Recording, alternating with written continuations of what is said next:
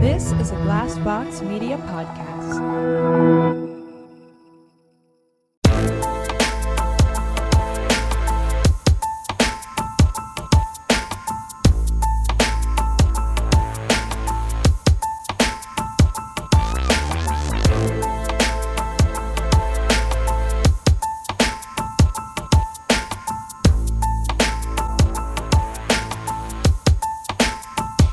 Welcome to My Worst Date. I'm Cassie. I'm Keegan. I'm Christina. Okay, you guys. So I know we do our shorties, and I found a story that I was actually going to use for a shorty, but it's kind of like, it's weird. Shorties are funny, right? Like sometimes they're just quick clips, and sometimes you find something that's just a little too long, but a little too short for, the main.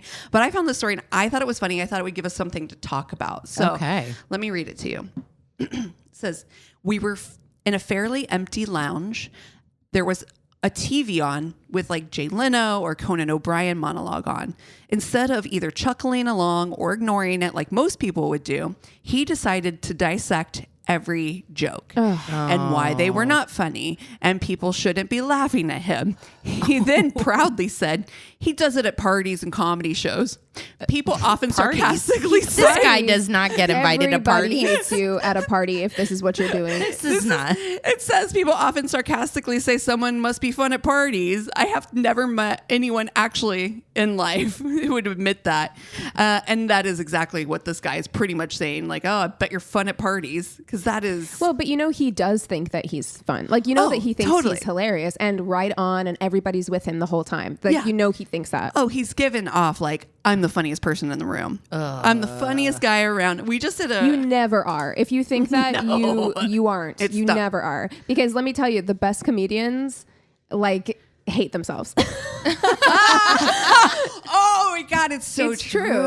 Like, they never think they're the best. No, they're always, because they're constantly working on their material. Mm-hmm. They're constantly, it is a self-loathing process. Mm-hmm. Yeah, because you have to like dive so deep into it. I couldn't imagine. We just came from our interview with a stand-up comedian, Kiki Anderson. She's our next double date. Yeah, and she, talking about like dating when you're a comedian and what it's like to be in that space. As a female comic as well. It couldn't be me. That just takes like, I think a strength and a bravery that I don't have it. I don't have it. But 100%. A guy who literally just is dissecting every joke. Yeah, it's one thing if you're a bad comedian and you think you're the funniest person in the room. Right. It's another if you dissect other people. That's right. Comedy. Here's why this comedy isn't funny and you shouldn't be laughing. Look, can you imagine that kind of imagine that kind of energy? It's the same as like people that go into restaurants and because they worked at a restaurant one time, like decide that they can critique the whole thing. Oh God, anytime you're dating a critic, let's call him the critic. Yeah. It can be an exhausting thing because there's a way that you can be an expert and being an expert at something is incredible. It's sexy. It can be sexy if you're an expert. Real positive expert. Or are you negative? That's exactly. Wow, that's a really good point. Negative people is fucking awful. We were just talking about this as well, where it's just like, I also feel like this day and age, because of the internet, everybody feels like they get to have an opinion and everybody gets to feel like they're an expert at something, right? And they get to like voice that as if they're an authority. And it's like, you're not fucking doing it. You're like, whether or not you like Jay Leno is making Jay Leno money. That's right. And like, he's a famous comedian. You're sitting in a lounge. No one knows your name. Criticizing Jay Leno. Who is you? Who is you? No, could not be me, man. I'm telling you, I have such a problem with that. Like, because, and maybe to a point have too crippling of self-esteem sometimes to voice an opinion when I am actually knowledgeable about something. I'm like, the freeness with which people the balls. Can you imagine the big balls to be able to just fucking opinions these days? It's funny to me because because we were having this conversation, I do YouTube videos for the company I work for. Creating content is my job for, and it's hair related, but it's right. It's these people with like, you go to their page, they've literally posted nothing. They just want to tell you how bad you are at what you do. And you're like, what is your expertise again? You know what's funny is like, I swear to God, when people leave the most hateful fucking messages or like comments and stuff, if you click on their profile, it's always those girlies who are like, peace and love, kindness always. Like, you know what I mean? And you're like, what the fuck is going on here? There's got to be something I think that you get out of it. Right. You know what I mean? Like some sort of self-esteem boost or like something in tearing somebody else down. Yeah. Like, I think it's a childish mentality, right? Because it's the thing that you would have done in middle school to make yourself feel better. You would do that because you're so insecure about who you are in middle school. It's like, so then you're like, oh, look at what there's it. But it's so transparent. Like, don't look at mine. Like this guy that you're talking about, like that's incredibly transparent for him to do that. Like if it's a thing that's like a self-esteem thing to build himself up, it's childish. Like, you can see right through that. Yeah. It doesn't make you look good. Yeah, it is. It's also, it's not only building himself up, but I think that people like that are also thinking that it makes them look cool to other people. Oh, wow. You're so smart about this. Wow. Yeah. You're so knowledgeable. You really know how to dissect a joke, said no one ever. But you don't want jokes to be dissected. I know. That's the whole thing. I don't need you to do that. No. Like, it's not like reviewing a movie or reviewing a book, right? I don't feel like jokes are quite like that. I mean, I suppose if the joke is political in nature, then that is a discussion point. Like, that is something that you could, like, talk about. And, you know, I didn't like this joke for these reasons, you know, and, like, that is something. But if you are just breaking down a joke and, like, these are the reasons why it's technically unfunny is so fucking Can you imagine exhausting. running into that guy in a party? Oh my God. Literally. You'd be trapped in the corner. Oh no. The way that my eyes would be so big. Yeah. Making scanning the room. Scanning the room somebody for anyone. me. We got to get a safe word for when something like that happens. Hey, Christina, do you have any bananas? Exactly. Just come right. I'm to the rescue. Yeah, exactly. We've all been there. We've all been there, cornered by a guy at a party. Jesus Christ, trying to mansplain something to you. Man. Yeah. Well, that's the thing we were talking about with Kiki Anderson too. I was like, if you've ever been to a comedy show, 99.9% of the time, it's always some guy heckling, trying to like insert some kind of like trying to impress his I'm date. Funny. Yeah. Oh, I got a funnier version of that thing you just said. I say if I was on a date with somebody that talked up like at a comedy show, I would die. I would die. I think you'd leave. I think I you'd really be so do. embarrassed. I would be humiliated. Yeah, you're like, I need to go use the restroom, and then just don't come back. How dare you? Okay, so what you said you would have done is that you would have slid under the table. That's my move. That is 100% a me move. I have seen times where I'm literally in my seat, like just sliding you actually out. your physical response to things, like your body language whenever you're uncomfortable, you can see it. It's like your shoulders go in and you get real like turtly, you know what I mean? Yeah. I shrink. Yeah. I probably would leave. I would probably just get up and leave. Because as somebody that's done like theater and stuff, I just like being in front of people is so difficult. Yes. That's the thing that people like that don't understand. Getting in front of people is hard. Art is vulnerable, period. Thank you. Always, because it's just like it doesn't matter what you're doing. If it's like comedy, podcasting, music, theater, anything. I mean, it's so personal. Yeah. And getting vulnerable. in front of people and sharing your art, whatever it is very vulnerable. Sharing your art, even when you're not in front of people, is vulnerable. Like if you're just showcasing art or whatever, it's all a very vulnerable place because it comes from such a very deep core person of who you are. Right. So when that gets criticized or it gets critiqued, it's so damning, so hurtful. Right. I mean, and you're opening yourself up to that. Like if you're making art and you're putting it out into the world, people are going to have opinions. People are going to voice their opinions. You know that. But I think as creatives, we're very sensitive to that. It's like if you've ever worked in the food service industry. You will always be so fucking nice to other people working in the food service industry because you know how shitty people are. Or retail, exactly. Like, yeah. But I just thought that was so funny because I can't imagine being on a date with someone and they're just like, that energy just would make me feel so cringe. So cringy. Yeah. But I was also thinking about it and I thought, because stuff like this is, being an expert in a field is something that is actually part of our real lives, like reality shows and stuff. I thought it'd be fun to do a fuck, marry, kill that was reality star judges.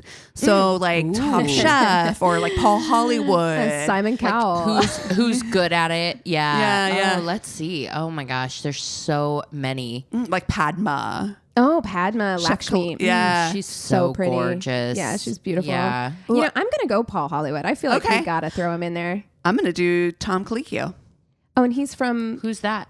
You guys know who Padma is, but don't know who Tom is?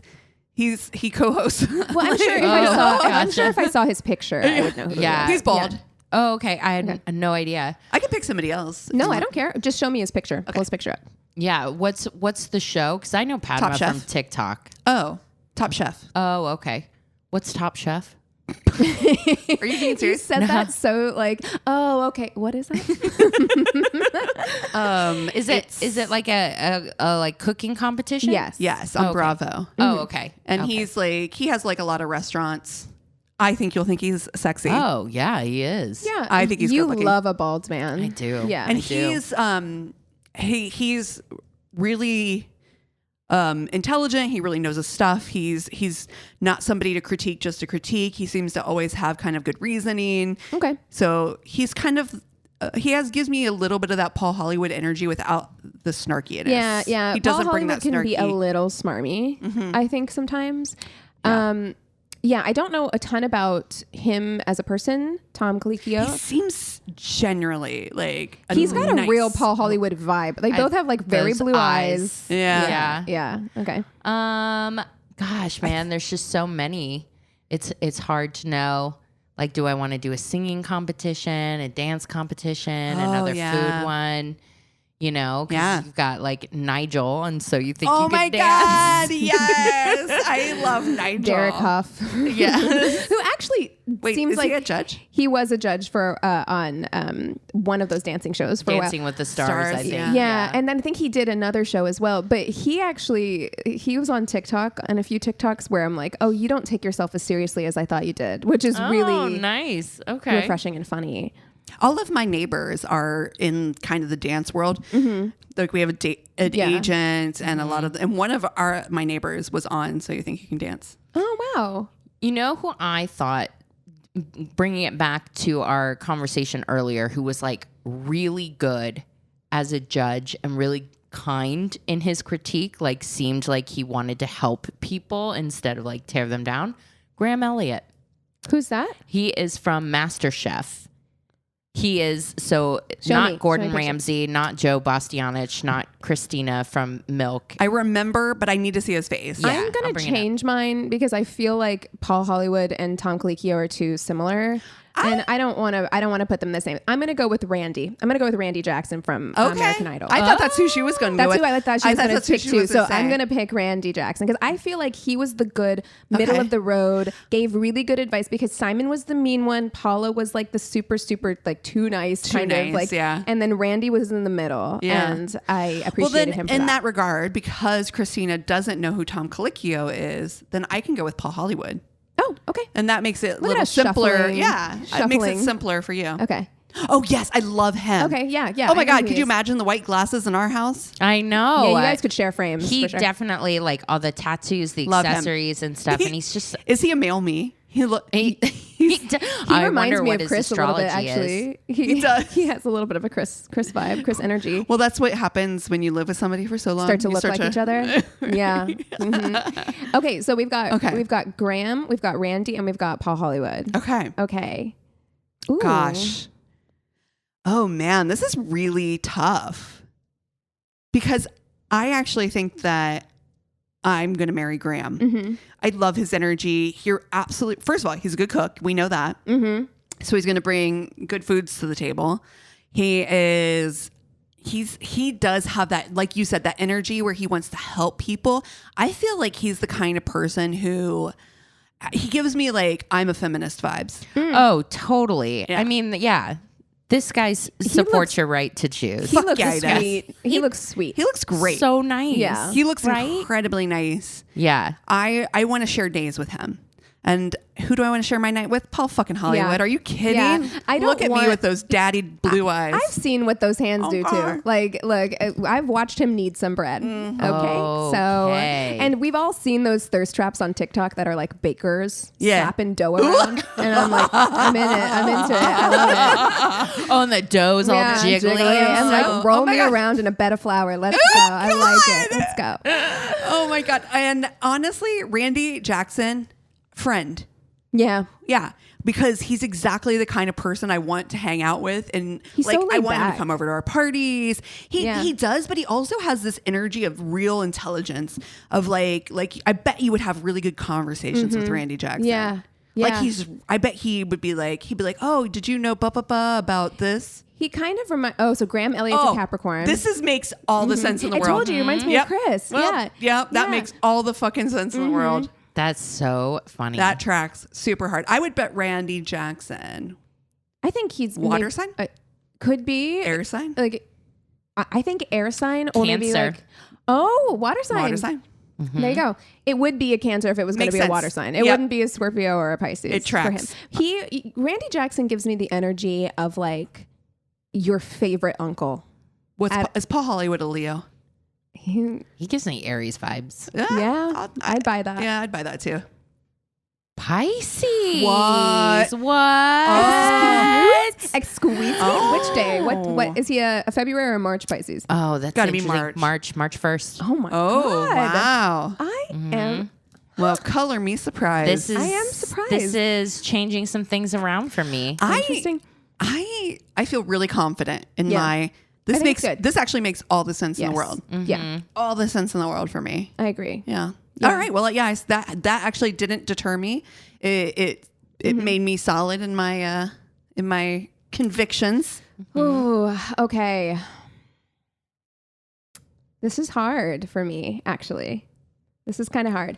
I mean, I'm going to fuck Paul Hollywood, so let's just take that off the table right now. I don't want to, and knowing that I wasn't going to marry him anyway, but I'm again, Pisces energy. And also, astrologers say that He doesn't seem like a loyal kind. And astrologers say that the month doesn't matter, but I swear to God, February Pisces and March Pisces are different. Two March Pisces cannot be together. No. I've done it before.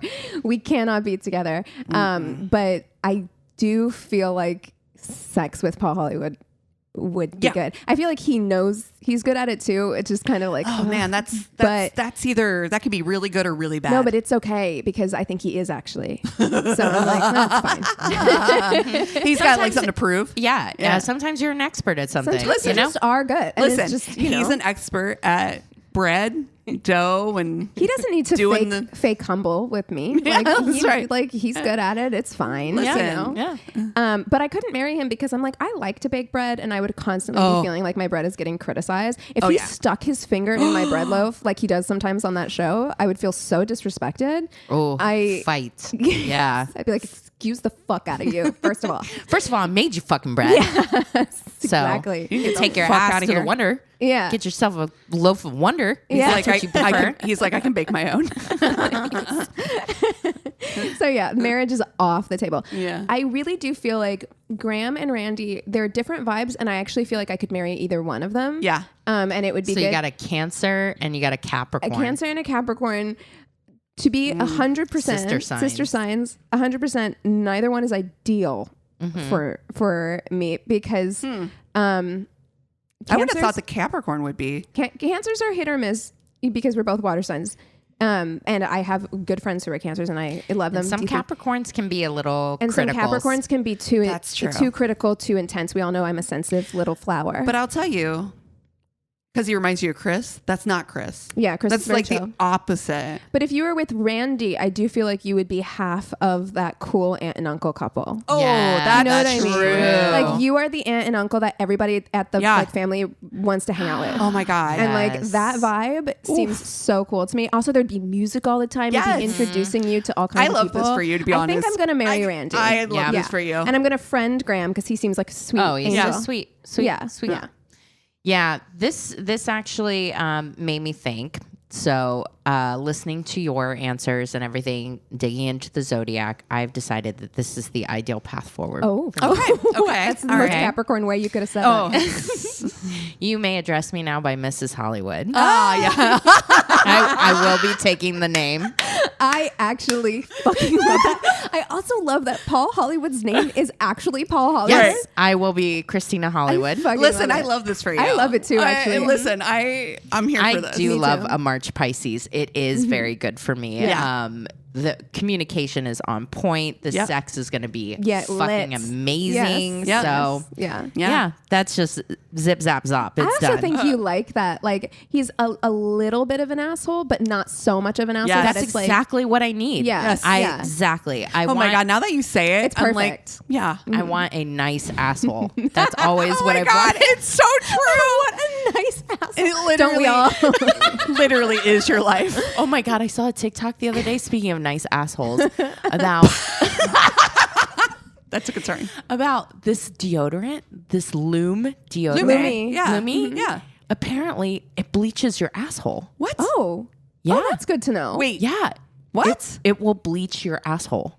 Oh, but, Is that part of their advertising scheme? Because I do not recall do that have when to I tell you used to this use it. because I got a Lumi ad and I put it in the back of my brain to bring Right. it up to you guys where it wasn't that, but they were talking about, because it's also a deodorizer for your vag. Yeah. And they were saying that after sex, you secrete sperm for 5 days. Oh, I you don't- didn't? Yeah. I don't want days? that. That's Yeah. too many days. That's too many days. That's too many days. Why are you secreting for that long? I don't want it in there that long. Yeah, it's all up in there. I want it Oh. out. All up It's in just that bag. leaking out. Okay, you guys. Wow. Wow. We did get a note today on our last episode where somebody said, you guys, I listened to this episode with my family in the car. Oh, You're not usually this vulgar. I'm like, Aren't we? We are. Aren't we? Aren't Yeah, we? you're playing Russian roulette then. Yeah. You know, I don't on know what you. to tell you. Yeah. We do say Sometimes. we are adult. Yeah. Yeah, it is explicit. Yeah. But yeah, no, I saw that she was using it down there and she went to get waxed and her esthetician was like, hey, are her wax person was like, have you been bleaching down there? Because it was all the same color. What is that? Like niacinamide or like I don't know what it is, glycolic but I'm acid in like, there or something? I mean, Lumi sponsor us now. I mean, at this point, I mean, this is not listen, an ad. As someone who is prone to like, I got a lot of melanin. I'm in darker. my- yeah. I'm darker around there. Yeah. So I was I'm like, interested. I might. I'm listening. Yeah. My ears are perked up. Lumi, if you're listening, we want samples. Yeah, can we ask our people to contact their people? / MWD. What the fuck was I talking about? So you married anyways, Paul I'm married Paul Hollywood. Yes. I'm Mrs. Hollywood now. Because he's a nice asshole. Yes. Nice asshole. And then this one, I think if Randy Jackson versus Graham Elliot in bed, I'm gonna go with Randy Jackson. Really? Yeah, I'm gonna fuck Randy I Jackson. see that because Graham has those tattoos, which makes me curious. Yes. But Randy, there is something about his energy that I'm like, oh, you might get be more down. disrespectful. I feel like Graham's giving me respectful in bed. Yes, and I want to be disrespected 100% of the time. There's no way Graham would do even a quarter of the things that get me off. So Randy goes down. Like Randy is a leg pusher upper. Oh, yeah. When he's down there. yeah, I know it. I feel it in my soul. Yeah. Wow. So Listen. I really hope these celebrities listen to these episodes because man. the things we say on this hope- show, I don't, and that's one I of my don't. Biggest fears. Biggest fears. gonna run into them at like is that podcast movement. I'm actually finally going to meet Bill Hader, and he's gonna be like, I Cease heard and what you desist. said. honestly, I heard what season this said. honestly, shut your mouth. Stop it. talking about Stop. me. No, I feel like You should Bill be would appreciate it. embarrassed. I feel like he'll appreciate it. Come on. And he's like, Like, what is wrong with you? I'll be like, exactly. So sorry. Your eyes just well up with tears. Except that she can't hear a word he says. I know. And she's It just starts like ringing in my ears. and she's just in the Yeah. Oh my God. I am waiting for the day. One of these days, man. One of these days, it'll it has to happen. happen. It's out there. Oh my gosh. Universe, we're waiting. Honestly. No. Christina. I no. want this. I want it. I'm here for it. Oh. All right. It's well, complimentary. well, you guys want to take 5 and then we'll come back with stories? That sounds Yes. good. And we're back. Okay, I have the tainted love this week, so I will go first with the stories. This is a listener story, and the subject line is shame receipts all around. Love it. Hey, gorgeous ladies. Thank you so much. Here's a story that can summarize all the dates I've had in one. I knew this guy from uni from a distance, as we hadn't talked much at the time. A year after graduation, I was looking for a job, and he happened to work in the industry I was looking into getting into. So we chatted a bit on LinkedIn, and I asked if he'd be open to meet up, as I'd love to learn more about what it's like to work there. Now, here's a catch. I may not be interested in a person romantically, but I still want to make a good impression. You met on LinkedIn. Yeah, You didn't not a meet, dating site. Right. It's not like you were like, hey, Tinder person. Or even on Instagram. Like, it's not in a slide in the DMs or anything like that. Not even LinkedIn is the most sexless. Yes, It should be. It should be. It should be. It gives, like, live, laugh, love energy. It does. Like, Oh my you God, can it kind truly of does. tell when somebody is into you, when they're kind of like being a little flirt. And I've definitely on LinkedIn? maybe not on, well, I don't know, because like I've linked. I was like, when was the last time you were on LinkedIn, girl? I need to talk to you about this. No. I mean, in general, in life, sometimes because, and she'll explain as we go through, but like, Okay. she wants to get into the industry he's into. She wants to know more about his like expertise. Yeah, she can so tell she's that he's networking. interested in her. Oh. But I've been there where I'm like, I'll lean into this a little bit to try and. network. Yeah. Yeah. Okay. Makes sense. So I told him I love burgers, and I know this is making me laugh so hard. I told him I love burgers and know this awesome place where we should go. I explained how juicy they are, how much McDonald's. fries we could get, how delicious the gooey cheese Oh, was. now I'm fucking hungry. Right? Oh, shit. Basically a culinary masterpiece, except I had forgotten the name of the place and where exactly it was. So I had asked a colleague that had gone there with me. Oh, my God. The colleague seemed to struggle a little and then exclaimed, "Oh, yes, Shake Shack."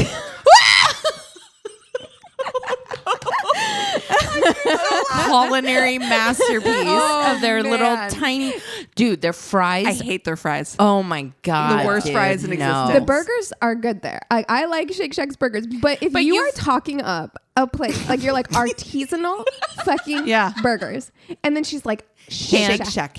Crafted. Wow. Typical for me, I had no memory of my own, so I just went with my colleague's assertive answer and told the guy, "Shake Shack, meet me there.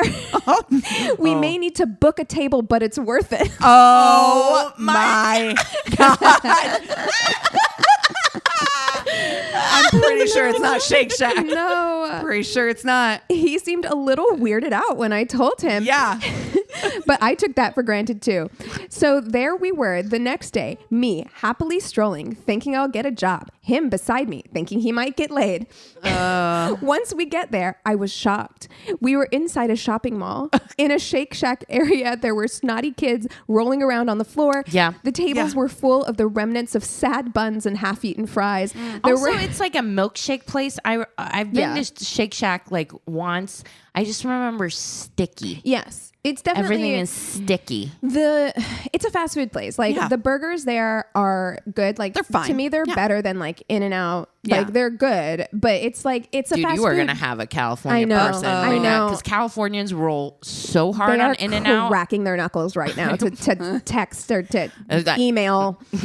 Nope. How dare you? First You of all- keep In-N-Out's name out your mouth. Listen, when I ate meat, I fucking ate In-N-Out all the time because that shit's cheap. It's by my house. And whenever I was doing keto, they will give it to you like wrapped in lettuce and shit like that. I am not coming for In-N-Out for the record. You heard it here. Okay. Yep, but exactly. Shake Shack is better. Okay. Oh, no. Anyway.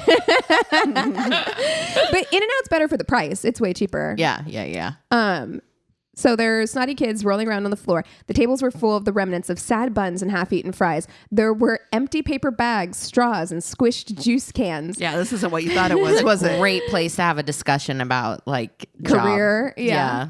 This is not it. It's not the place I meant, I gasped in an attempt to explain myself and cover the shame I was feeling. But it didn't seem to bother him at all. He just picked a table, sat down, and said we should order. I thought, it's okay. It's just a small mistake. I'll convince him I can do the job.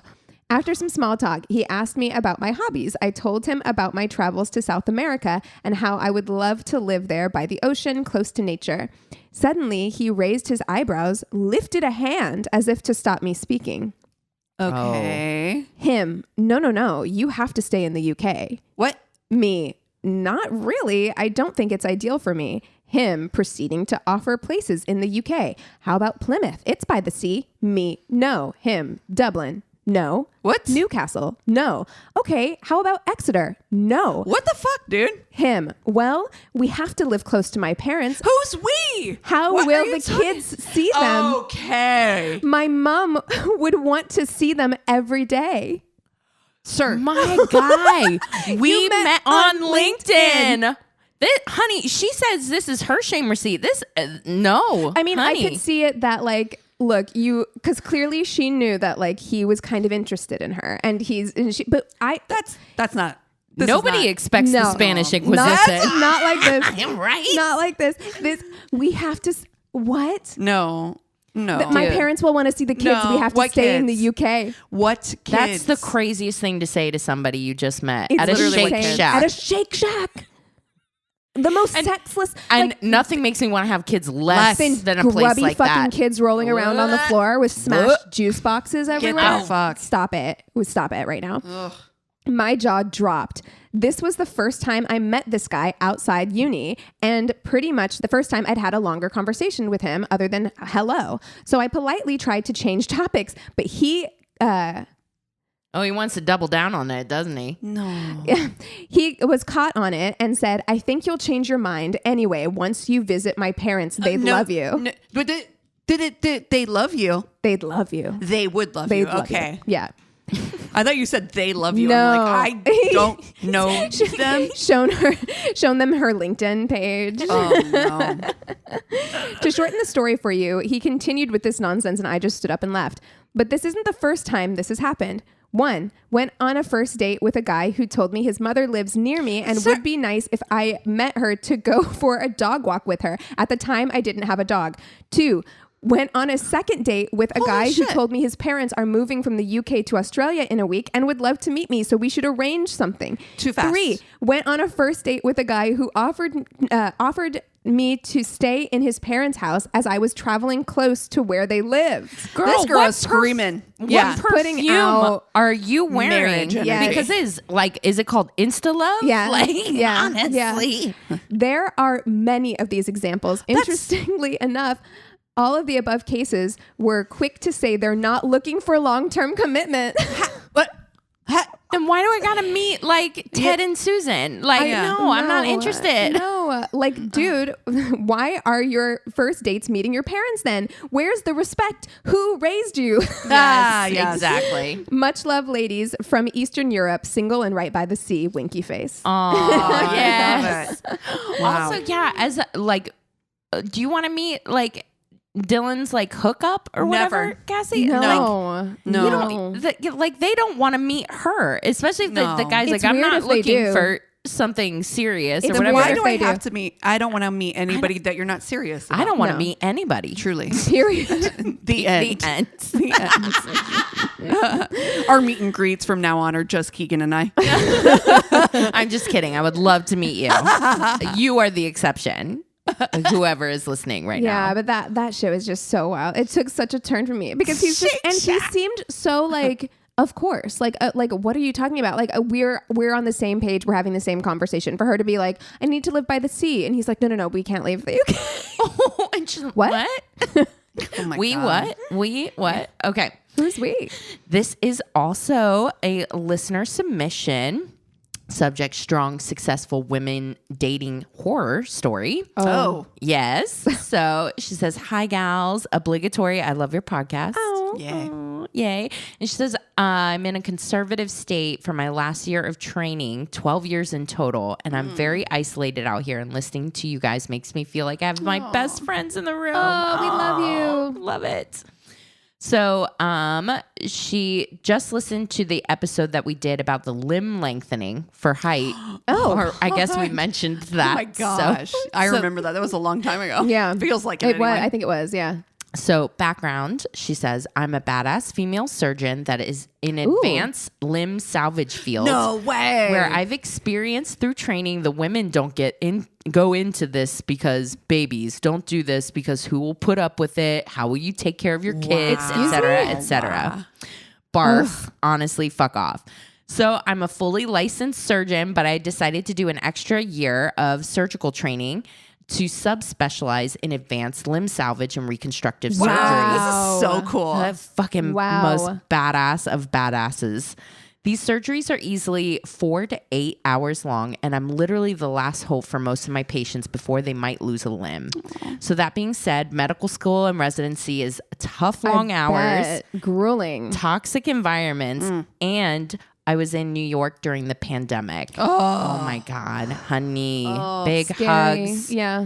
I know a lot of people said you guys are heroes, but it's got to be hard because she even says that she's like, fuck anti-vaxxers. Fuck you. Yeah. So we completely agree with you. Yeah. So she says, anyways, I'll get off my soapbox because I'm so tired of being abused by my field, which I do love and is fucking amazing to save someone's life. All that being said, it's very hard to date, especially a female physician because women tend to follow men, but men don't return the favor.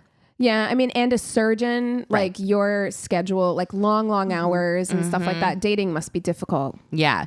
She says it's long hours, being on call, all hours, day and night, the emotional stress we bring home, years and years of training. It's hard to find a partner that can handle it. So she did have a very understanding partner during med school and start of residency, much older. But they ended up breaking up because he didn't want to hold me back in my career, couldn't leave our home state, and I had to leave for my career. Dating afterwards has been a disaster. Between the pandemic and my job, it was nearly impossible. So I ended up dating this man who was a therapist who at first was very understanding and loving. At first. Love bombing type. Yeah. Eventually, it turned sour between both of us dealing with depression, me dealing with constant death, and him with lifelong depression, Dude, also, which he refused to get help for. Yeah. Sir, you're a therapist. This is your job. Yeah. I mean, also, she's seeing a lot of trauma all the time, especially with the pandemic and everything. And then he's dealing with everybody's, issues all day. As a therapist, hearing stuff all day long, that's a lot. It's a lot for both of them. Right. It's a lot together. Yeah. So he was extremely passive aggressive about me getting called in while on 24-hour call. Bro, hate that. You know what you're getting into. You're dating a surgeon. I know. It's people piss me off so much. I know. So it all comes to a head on Valentine's Day. I'm on call and I tell him that we should do dinner before or the actual date. Which is smarter anyways. That is smarter anyways. They mark up everything on Valentine's Day. It's always a madhouse. You have to deal with 1 million people. And in New York? Yeah. Ugh. Yeah, fuck that. He insists we can only do dinner on Valentine's Day because, and I quote, it was a tradition he had with his ex-wife. So, duh, it's Valentine's Then Day. why don't it's you not, that's not a special thing that only you and your ex-wife did. It's fucking Valentine's Day. Also, you weirdo. Why do I have to step in for your ex-wife?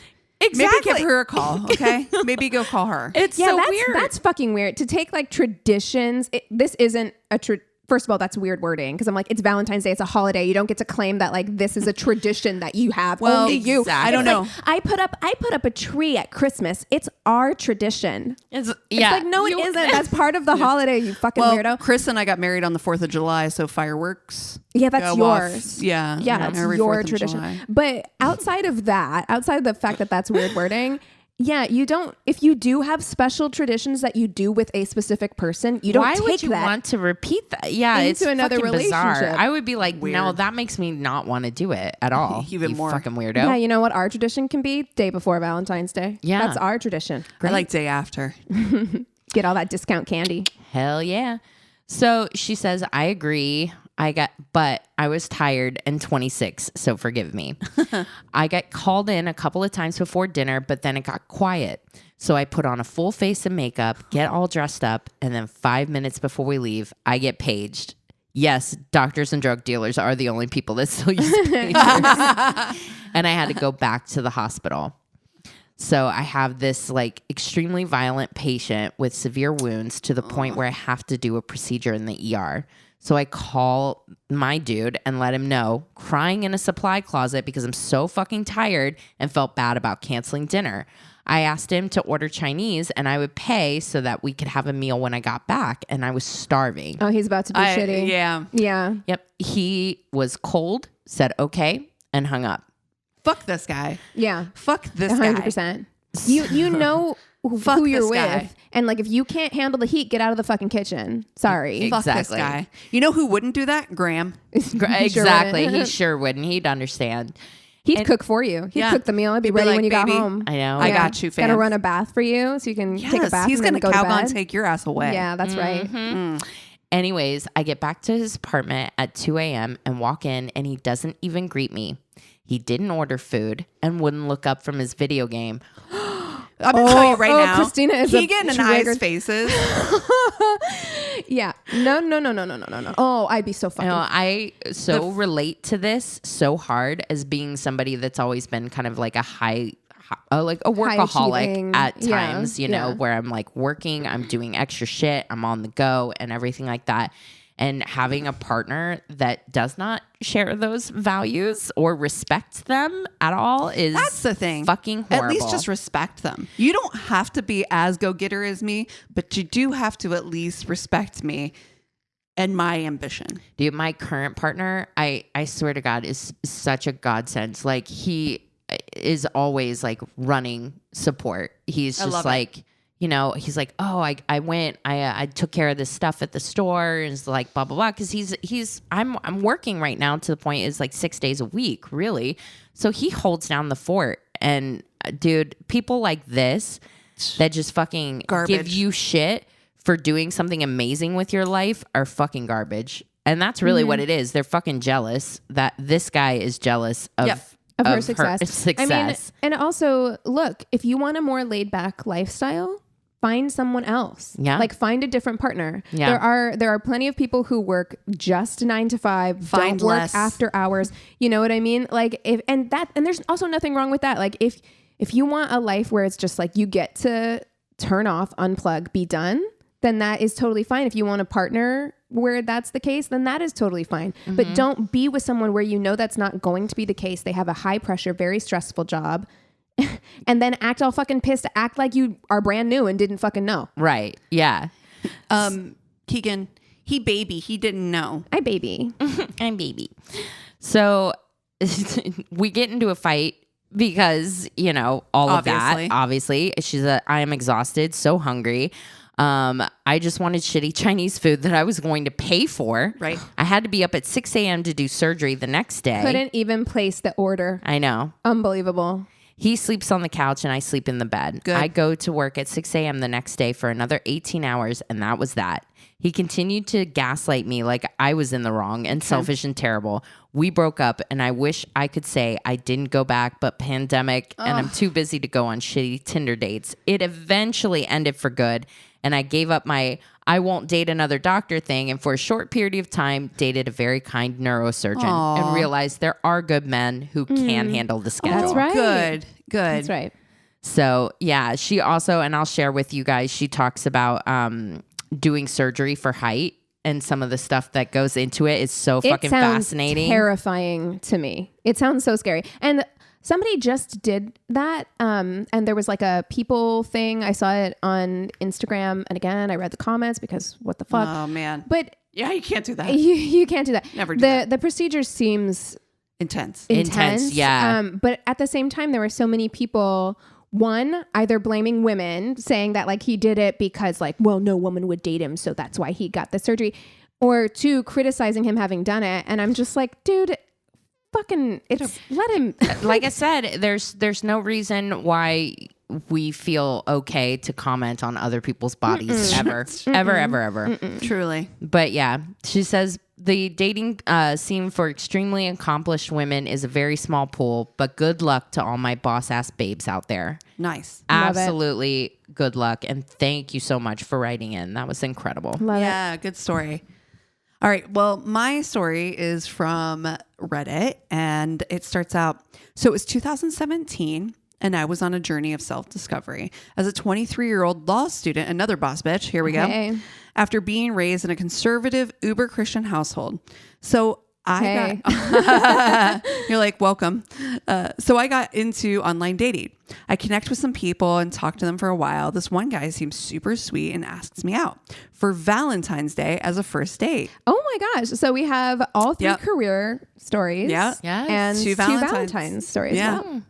That should have been the first red flag, but I was naive and ready to prove I wasn't too ugly to date. Oh, babes. Aw, honey. Valentine's for a first date, though, high pressure. Well, that's why she was like red flag. Yeah. That's too much. I suggest a restaurant, but he suggested a little dive bar known for signature drink that included beer and orange juice.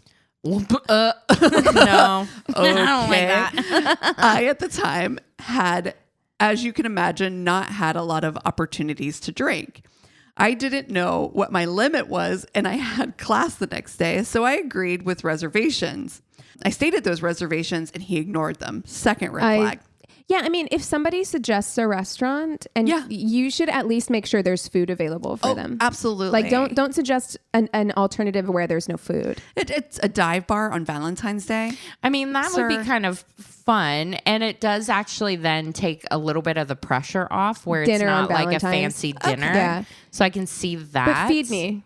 But also feed me. Yeah. But also, if I suggested something like that, because that could be kind of fun, like, hey, let's just go to a fucking dive bar, Valentine's Day, who cares? Yeah. That's fine. But then if the person came back to me and was like, I have class the next day and I'm not like a heavy drinker or something, I'd be like, let's just do something else. Yeah, exactly. Yeah, well, that's us. That's not this guy, apparently. So we plan to meet there. I get there on time, and he is already 2 drinks in and is super jittery. Ruh-roh. Yeah. Red flag number 3. I was going to say, that's your third red flag right there. We sit outside in the patio that had tarps for walls. He's at a dive bar. All right. It was unseasonably warm for February, so that part was nice. We started talking, and he offered to get me a drink. I went to the bar with him because I had heard to never leave your drink unattended with people you don't know. Yep. That's right. We head back out and start talking. He started talking about weed. He was from a state it was legal in and missed that it wasn't in our state. Me, being straight-laced Christian girl, was uncomfortable. Ironic. She's like, I can't contribute to this conversation. Right. I have no world experience in this I don't area. understand. Yeah. Ironic considering how much I love weed now. So I asked him how he ended up in my state. And he said he was taking care of his mom who had severe mental issues and that they were hereditary. Oh, so right after this, about 30 minutes, my date started talking about how he has to go to the bathroom.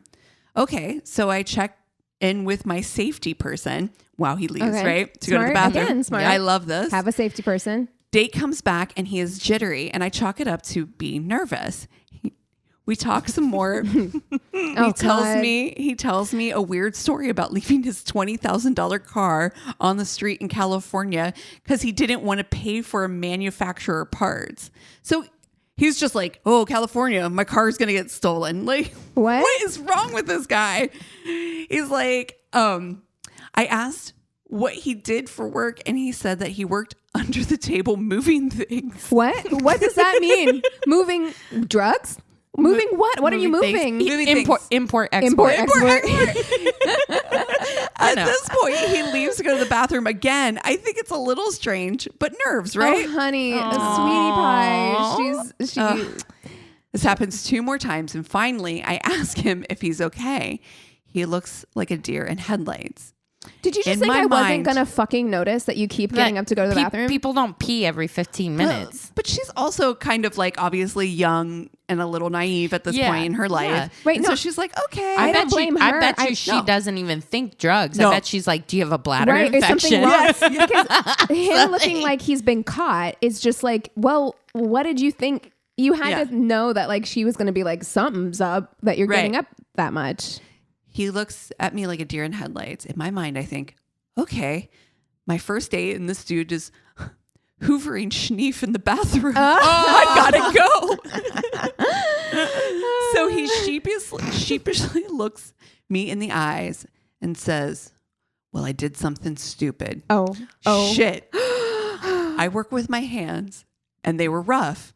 I couldn't find any lotion, so I used burnt bees chapsticks on my hands to moisten them. Then I went to the bathroom, and well, you know how it burns. I asked him if he wants to go home, and he's like, no, it's fine. The date continues.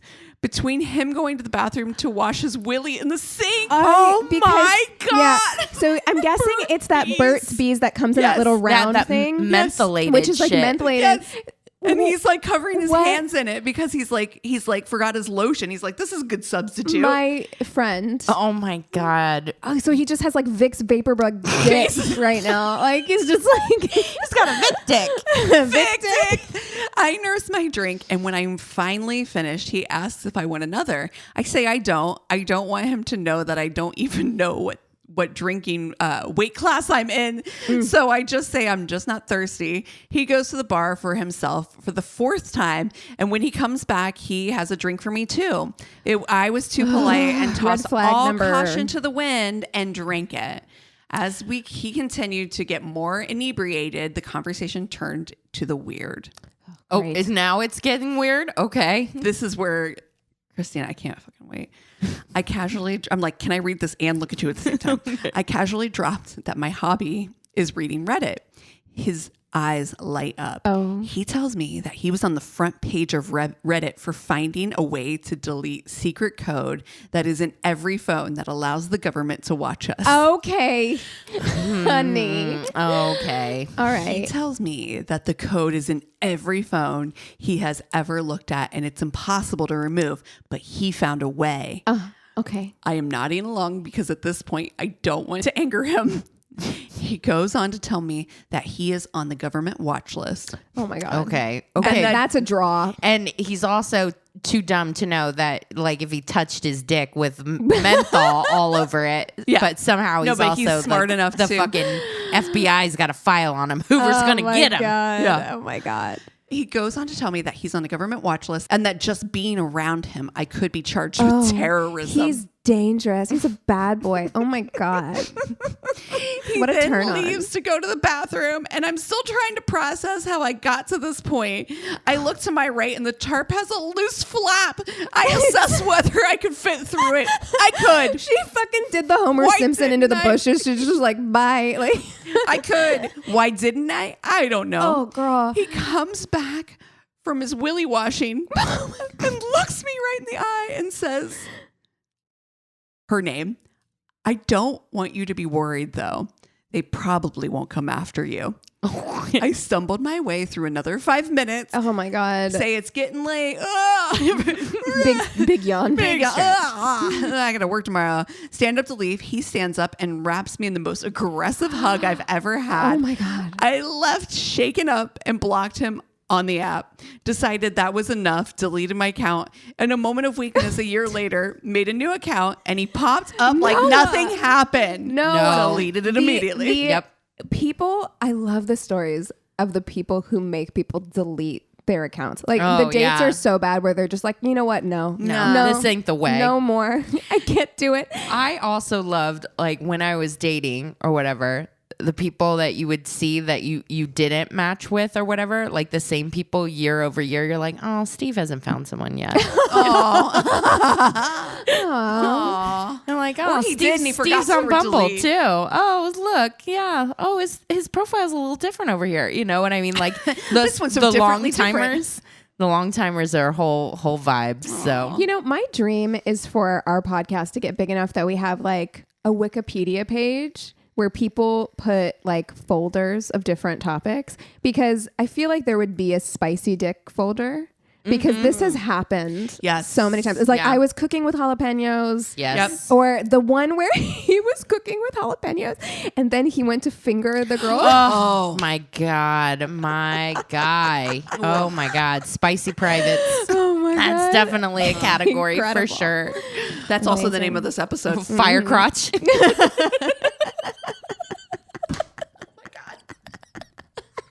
Fucking nails. So funny. Oh God. You're literally writing it down right now. Yep. Oh, well, you guys want to take 5 and we'll come back with Tainted Love? Yes. And we're back. All right. So this story I heard on Crimes of the Centuries, which is a great podcast. I brought it up before. Yeah. It's kind of it's from last year. I think it's like from January 2022 or something. But I'll definitely put it with the rest of my resources on the website. So if anybody is interested in finding that episode, CNN, don't they have like TV shows? It's too? Crimes of the Centuries is on the Obsessed Network. Mm-hmm. So it's not run by CNN, but the host was a reporter of some kind, or a journalist. I think she was an investigative journalist or something. She's great. I really like her. Amber Hunt, I think is her name. Mm-hmm. But this is a hometown for you guys. Oh. This is a Columbus, Ohio story. Oh, shit. Yeah. Wait, the way I just buckled in. I know. I'm like, ooh, do I know this one? It's old-timey. Not like Victorian old-timey, but 1920s old-timey. Oh, okay. Yeah. Okay. Yeah. Okay. I mean, it was barely a capital city at that point. Yes. Yeah. But okay. Anyway. Yeah.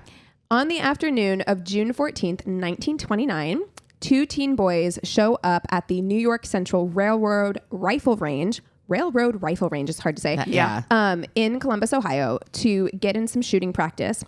And while they're there, they stumble upon what they thought was a pile of clothing.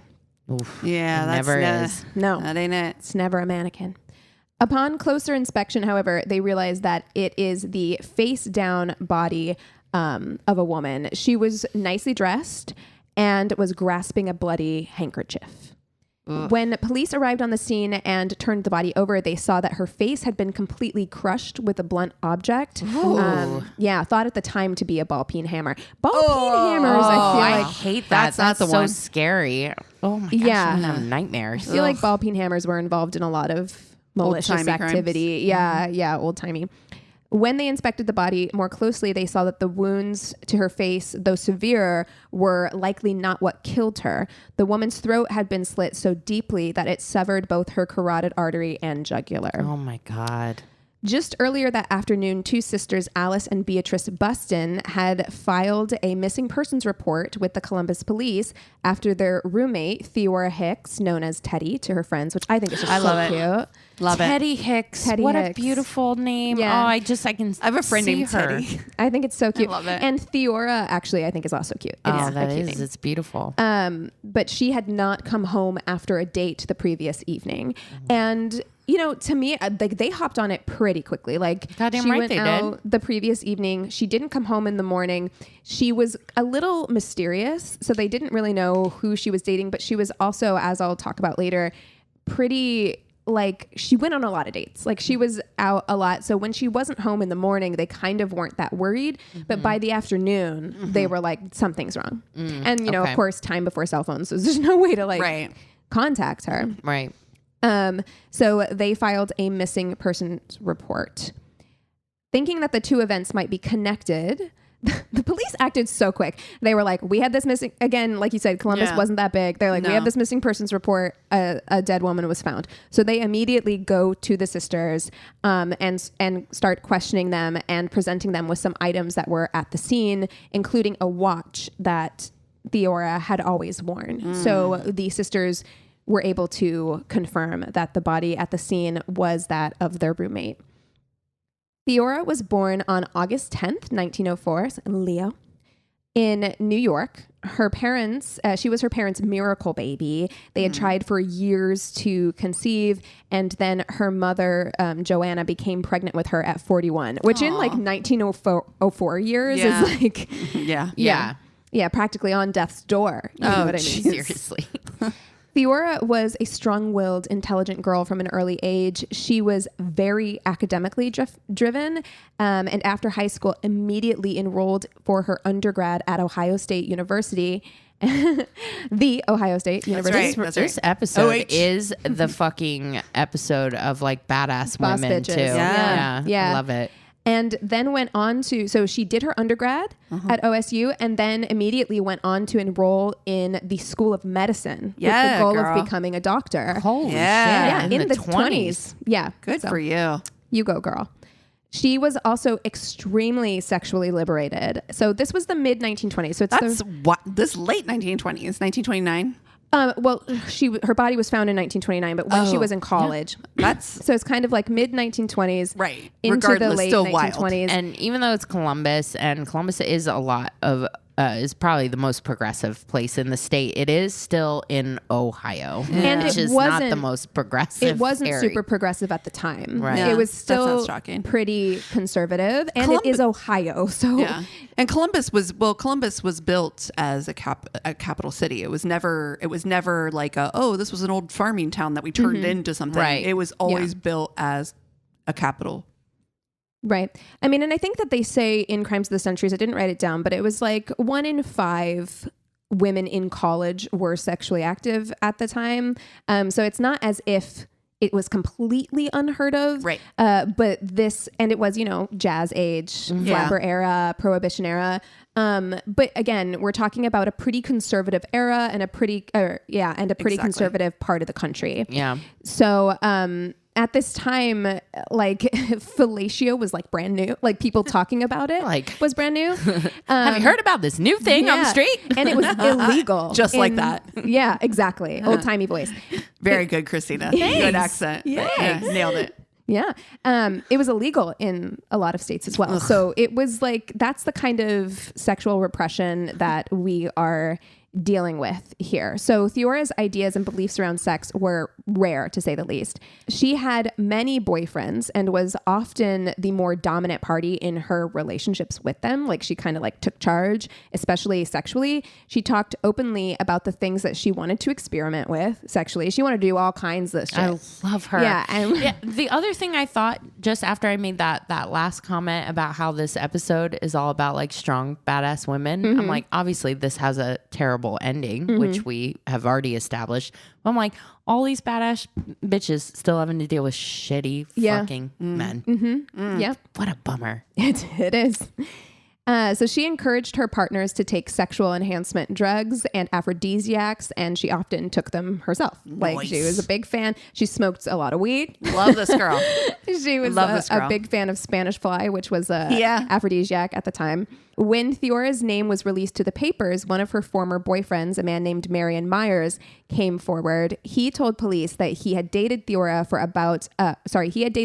about a year before the body was found and had fallen head over heels for her. He wanted to make things exclusive, but with Theora, but she, on the other hand, was not interested in monogamy. And when he proposed, she laughed in his face. Oh, no.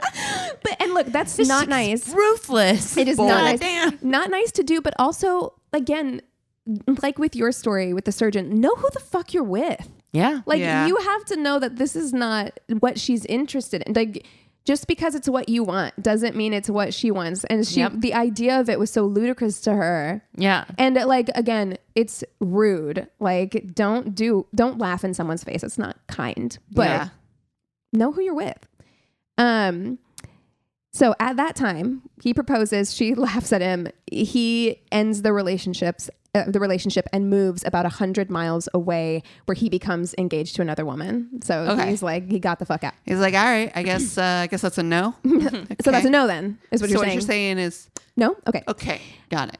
So though he no longer lived in Columbus, he had been in town visiting college friends the night of Theora's murder. Interesting. Mm-hmm. And so he, when he heard about this, read it in the paper, he was like, I was there. So he preempted the police, went to the police first and volunteered to speak to them.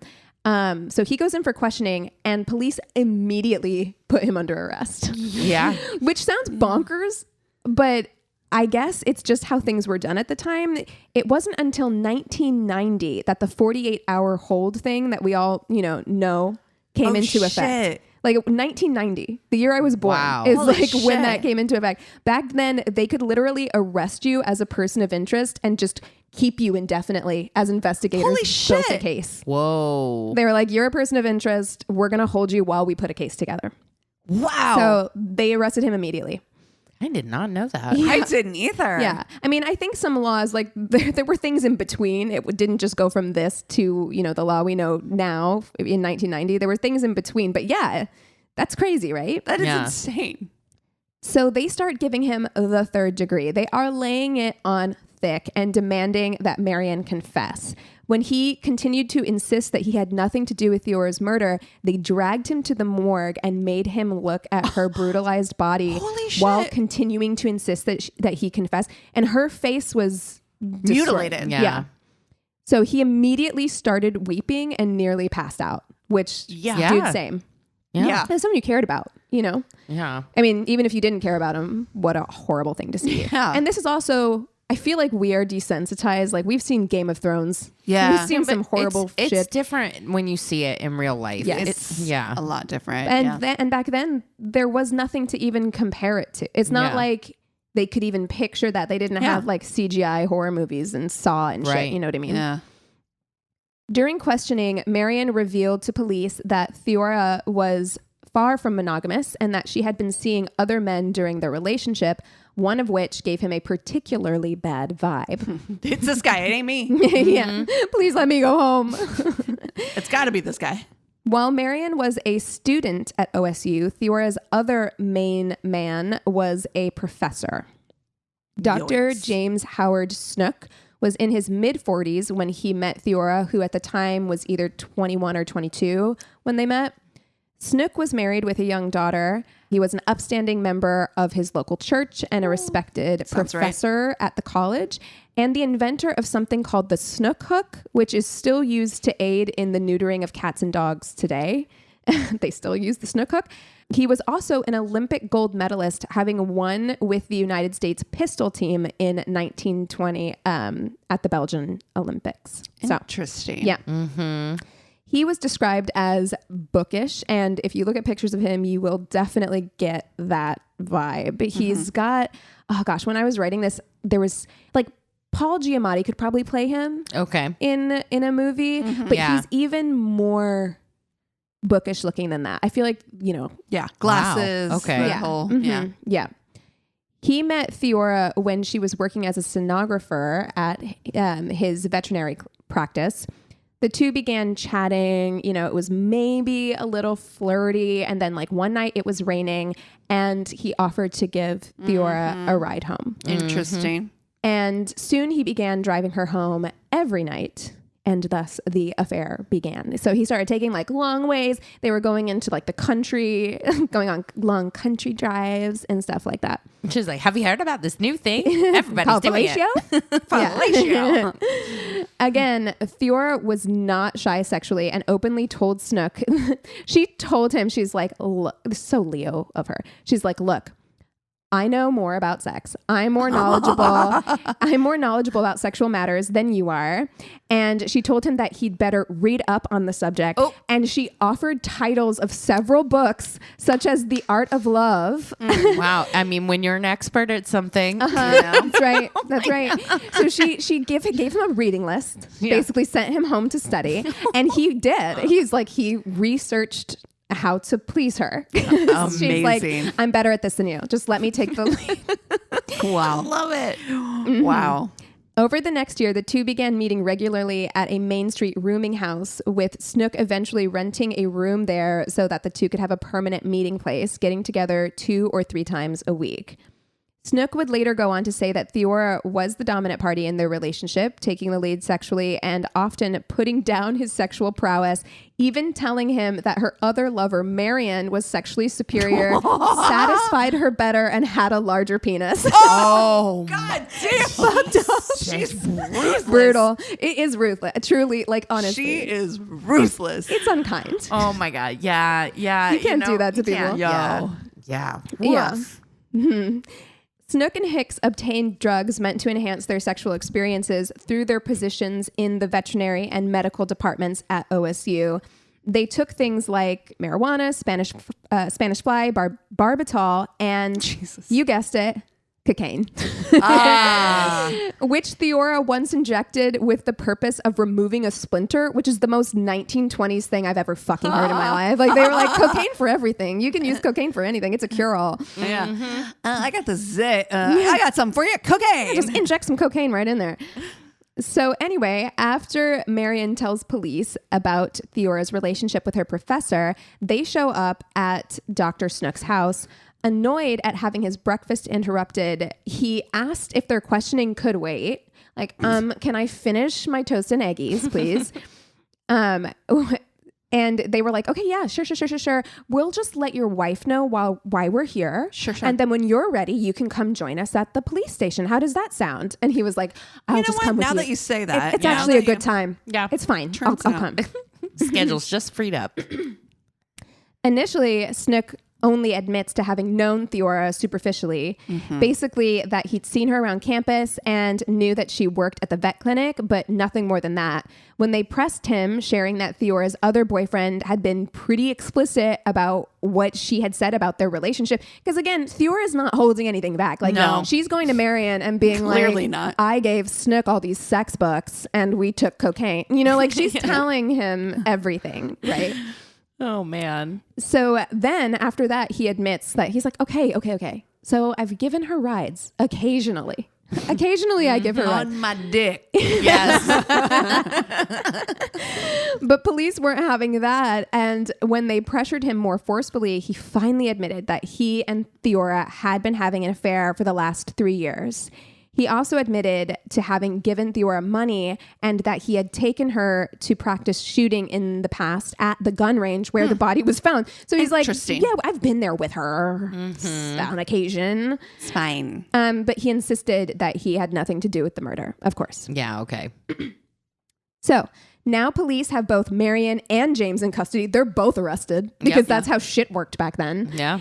And a lot of people close to this case at the time still think that Marion is a more viable suspect. They're like, he's jilted, she turned down his marriage proposal. He doesn't live here, but he happened to be in the night in I feel town. like you could check the people that he was hanging out with. Yeah. Right. And then on the other side of that, James Howard Snook is this really upright man. Despite his affair, he seems to love his wife and child. And he was probably just loves them so much that he had a separate room that he rented weekly. Yeah. But Cassie, he was just led astray by this crazed nymphomaniac of a woman. Like she just, what was a man in his 40s to do? I mean, I don't know. It doesn't sound like he was that good of a fucking lover. So. Yeah, exactly. And was told it regularly. Reminded. You're actually not even that fucking good, bruh. She's like, this is constructive criticism. You know what you could work on? Everything. All of this situation. Yeah. He's like, do you want me to bring Marion over? He could show you how to do it. I bet you. And he's like, why don't we go shooting? God. Look at this hammer I found. Oh my God. When looking into their alibis, they found that Marion had been in town for a fraternity event, and several of his frat brothers said that he had been with them all night. There you go. Snook said that he had been working at the clinic until about 9 p.m., and his wife said that she heard him come home. So she's like, I was upstairs putting the baby down. I heard the screen door slam. I called down to him. He didn't reply, but that's normal. After I got the baby down, a couple hours later, I went downstairs and he was eating a sandwich. So and they're like, okay, well, if he was home at 9:30 and Marion was with all of his frat brothers, then they both have alibis at the time of the murder. Yeah. When looking into Theora's finances, they found that she had a surprising amount of money in her bank account that could not be accounted for. About $1,000 in her savings and another $1,000 in her checking. Girl, which get the bag. Get those coins, which at the time would have been $1,000 would have been about $16,000. So she's doing okay. $32,000 total. She's doing all right. Quite a lot. Yeah. For somebody in she's like 24. Yeah. In school. I mean, this is. And she came from her dad was a school principal. Her mom was a homemaker. She didn't come from a rich family. Yeah. The mysterious wealth and the fact that a prominent member of the Columbus community was being held in relation to Theora's murder made it a media sensation locally. And the story was picked up by all the papers. With the story, the pictures of Theora, Marion, and Snook in the papers, witnesses began to come forward. One was a woman named Margaret Smalley, who told police that she knew Snook as Howard Snook and that he came in with his young wife to her rooming house a few times a week. Howard the Snook. Sorry. So with Marion's alibi checking out, police were now convinced that Snook was their man and they zeroed in on him exclusively.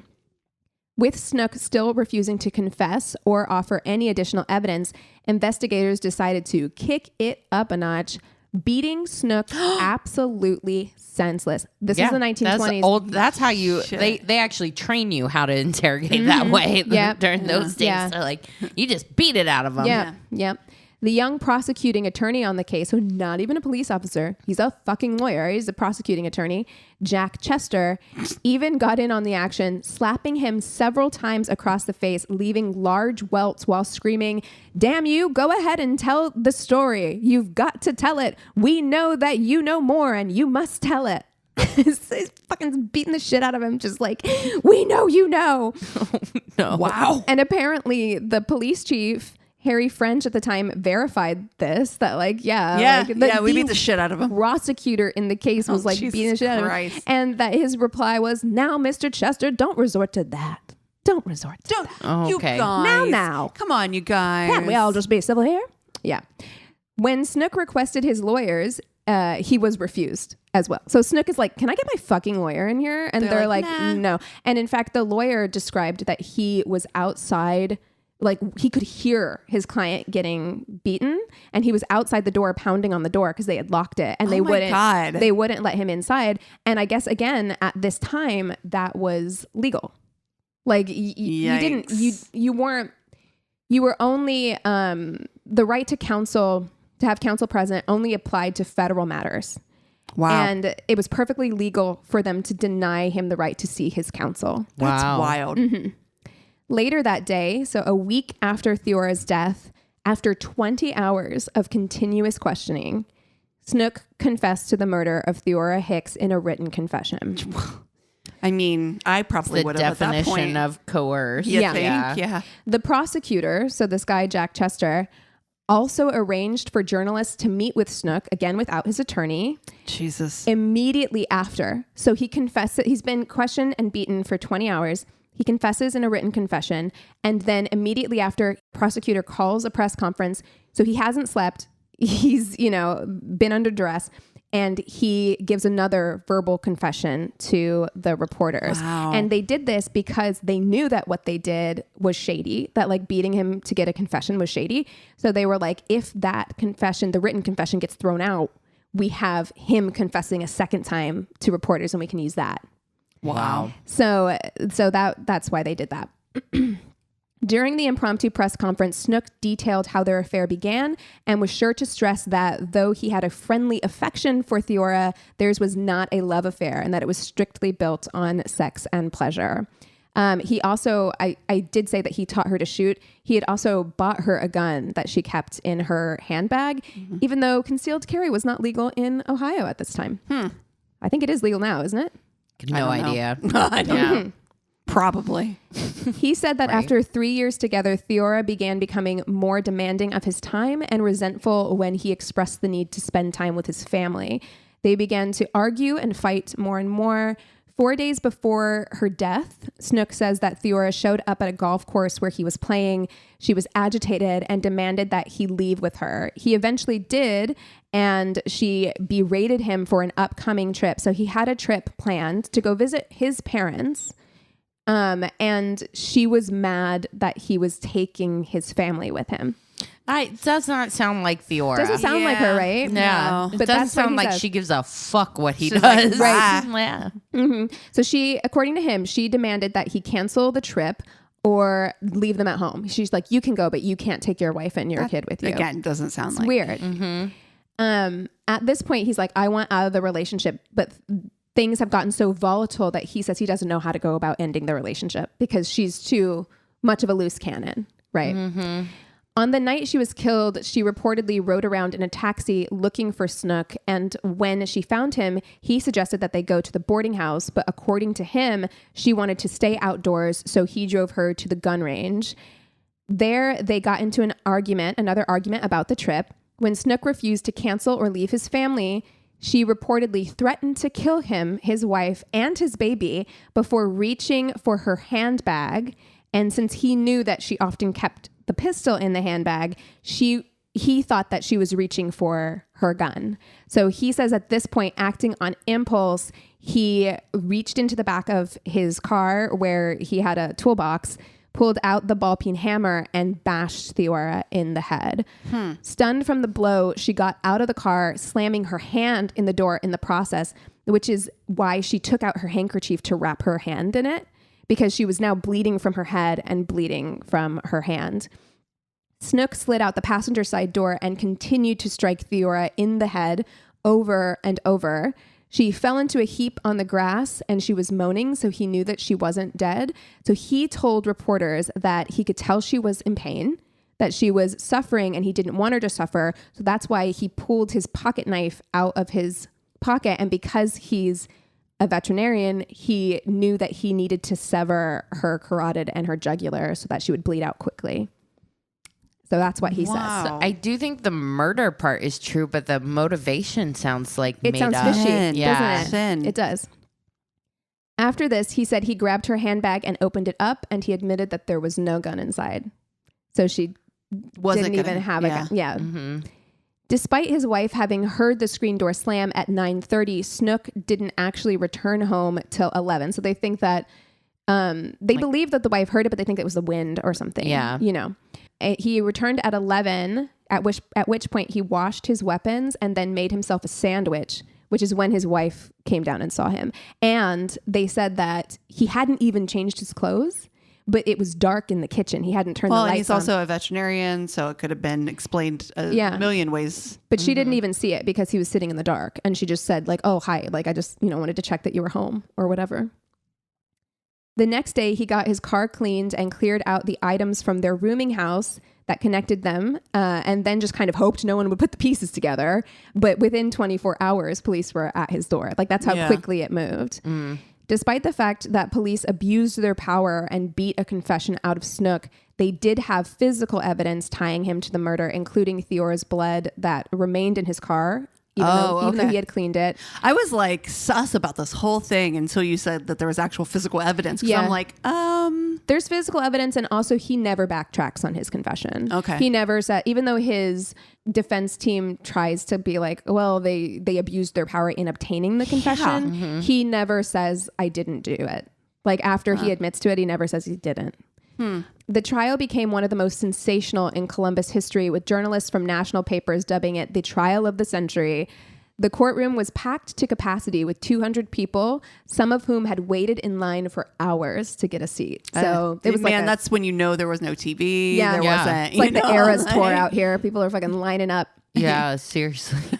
Snook's testimony was so sexually explicit that it was deemed too scandalous for the papers, and large portions weren't allowed to be printed. Wow. In it, he admitted that Theora had taught him more about sex than he had ever known before, and that she introduced him to the use of various drugs and to the act of fellatio, which he stated she performed on him about 10 times. Well, and would he's often, counted. He's counted. He's like, what is this new He's like, sensation? according to my bedpost, it's actually 10 total Right. times. And would often insist that they meet to have sex outside in various fields because she said that she needed somewhere where she could scream and not be disturbed. Wow. So she's like, I want to fuck outside. And Marion backs this up. And in fact, Marion and her had been having sex in a car outside when they were together and got stopped by police and got fined like $20 each, which was like $300 each. Wow. At the time. So she This tracks. Yeah. Wanted to scream in a field. He also alleged that Theora had sadomasochistic tendencies and insinuated that, this is going to make you laugh, that because she was a strapping young woman, 5'7" and 145 pounds. Oh my God. Strapping. I wish. Seriously. That she was physically intimidating. Because she is, 5'7" and 145 pounds. Okay. Okay. All of this was done to paint Theora as a sex-crazed, jealous, drug-addicted maniac. God, I would have made this man cry. Honestly. She probably made him cry. He probably drove home from meeting with her. That's what I think is closer to the truth. That's exactly right. Yeah, she just told him he had a small dick one too many times, and he fucking lost it. Yeah. Yeah. And despite Snook being obviously guilty of the crime, most of the public agreed with their assessment of Theora. Of course, they fucking came after her really hard. Yeah.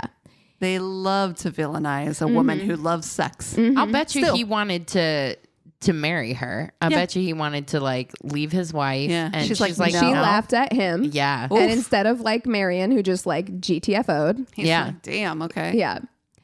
His lawyers tried to plead self-defense, not because the gun that he supposedly thought she had, but because he now said on the stand that when they arrived to the gun range and parked, the two had clumsy, unsatisfying sex. He's like, it wasn't good for either of us having sex in the car. After which, like you said, Theora berated and insulted his abilities before going down on him, biting his penis and grabbing it and pulling it so hard that the intense pain is what made him lash out and hit her with a hammer. That's what feel like you can check that. Wow. Yeah, let me see that. Let me see it. Yeah.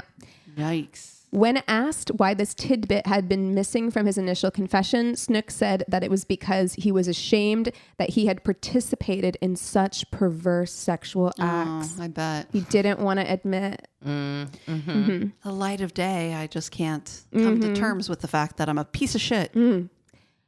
Because by Snook's own admission, he had made the decision to end her suffering using a knife, an admission that an attorney, had he been allowed to confer with one, probably would have told him not to fucking say. Like your attorney would have been like, don't say that. Right. But because he did admit to that, he was guilty of premeditation. And thus, after 28 minutes of deliberation, he was found guilty of murder in the first degree on August 14th, 1929.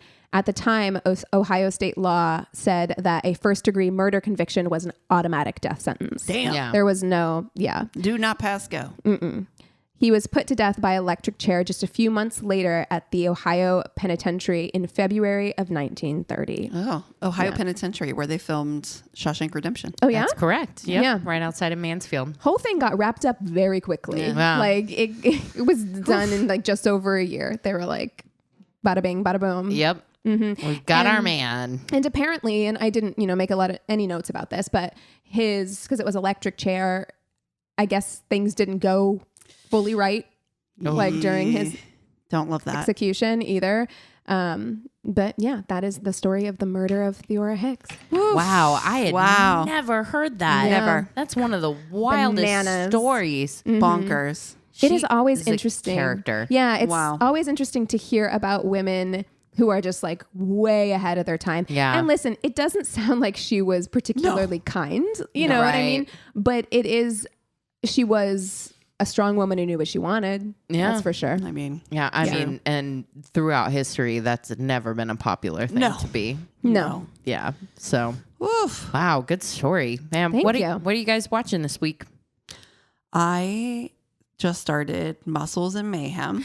Girl, I fucking finished it. Are you kidding? It's so good. It's so good. Dude, the amount of time I spent in my youth watching American Gladiators. Yes, so much. Are you old enough? It was off. No, it ran until 1996. So you would have been too young. Yeah, my mom used to talk about it a lot because she was really into that like fitness bodybuilding stuff. Like she was so into that stuff. So Such a she used to craze. talk about it. I never saw it, but I know Dude, about that it. was such Your my mom childhood. would like the show then. Yeah. Dude, my mom had the biggest crush on Nitro. Oh my The God. biggest. That's not surprising. Yeah. Terry, Connor. T-Pan and Nitro.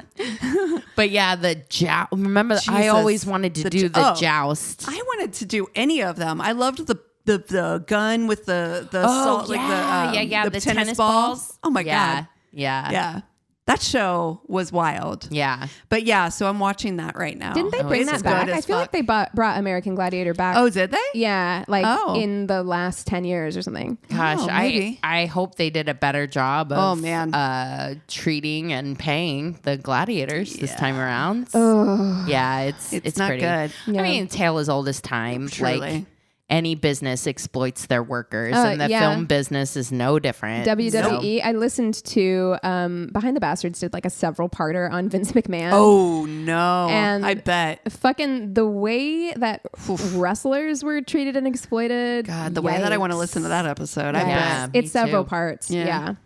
Well, speaking of podcasts, I did binge listen to all of Scamanda. I'm on episode 3 right now. I'm already fuming and nothing definitive has been said yet, but I know it in my gut. Dude, it is.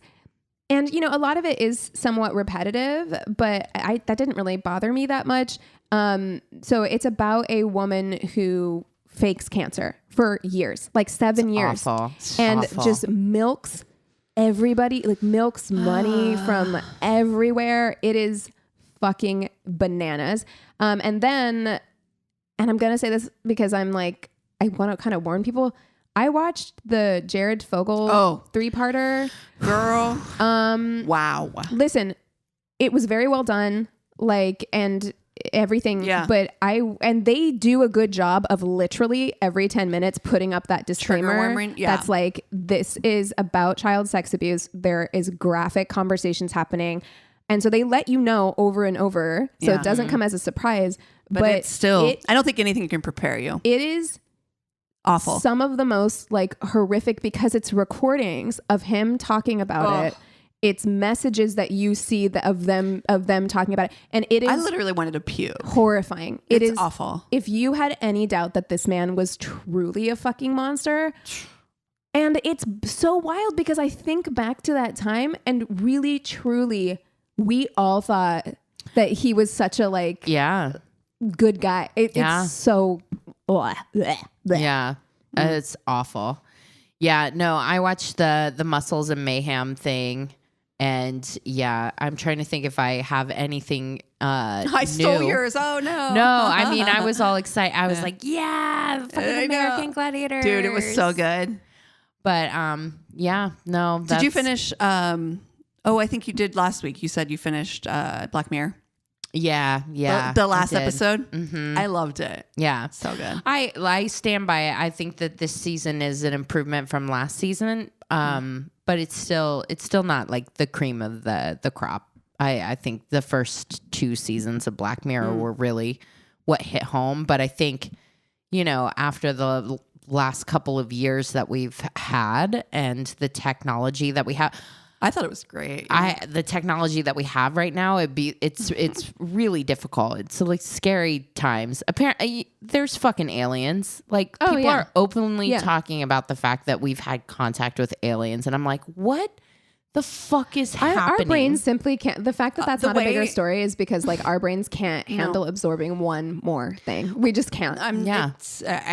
You say it repels off my brain and back into it's like the ether, Teflon. and I can't. I'm not going to absorb that. Why aren't those the classified docs that Donald Trump stole? You know what I mean? Like, what the fuck? He stole like all the boring ones, and you wouldn't steal the alien shit? Yeah. Like, what a piece of shit. Here's the thing, Christina. They didn't let him within 100 feet of those classified documents. They did not tell Donald Trump, because I remember like they were talking about debrief. No, they were talking about Clinton was all pissed off that like they wouldn't share with him like all the like alien shit. Like he said that he was like, they wouldn't tell me like any of the alien shit. If they're not telling him, they are not telling Donald Trump a goddamn fucking thing. He's not allowed near anything. They double locked that door. He can keep a secret like I can, which is not at all. I know, exactly. He's bursting at the fucking seams. Like, oh shit. I'm like, where's all the alien docs? That's what I want. Yeah. Well, if you guys have something that we should watch, if you have the alien docs, let us know. Especially if you have the alien.